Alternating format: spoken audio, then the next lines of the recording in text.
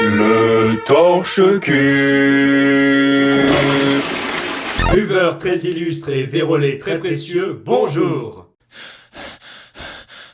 Joyeux anniversaire, l'interdiction du lancer de nain, mort sur orge en Essonne.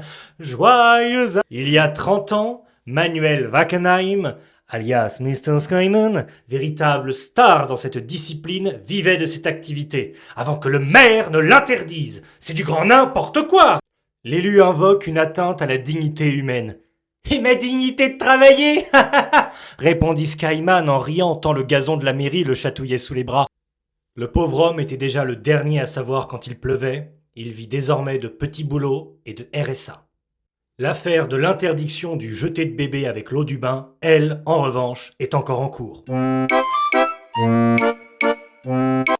Je suis anti-Kermit. Vous avez vu l'immondice Place Vendôme ? Parmi les plus belles enseignes d'horlogerie, un Kermit géant cul en l'air. On ne sait pas trop s'il est en position de prière ou en levrette façon Peggy la cochonne. L'installation gonflable de 20 mètres de long a été installée à l'occasion d'une exposition contemporaine. C'est pas gonflé. Comme lui, ça manque pas d'air. À la fin, il était tout raplat-plat. Ah, sans oublier le joli sapin de Noël de 2014. Hâte d'être à l'année prochaine. Après que LFI ait réussi à faire interdire la fête du cochon en Bretagne, de peur de voir tourner autour d'une broche leurs compatriotes, la gauche s'attaque désormais au canon français. Vous êtes des saligots.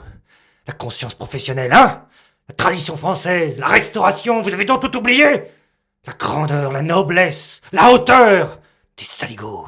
Vous êtes des saligots. Malgré les pétitions et le refus du château où devait initialement se dérouler le banquet, le canon français veut tenir ses engagements et il affirme que le banquet aura bien lieu le 8 novembre.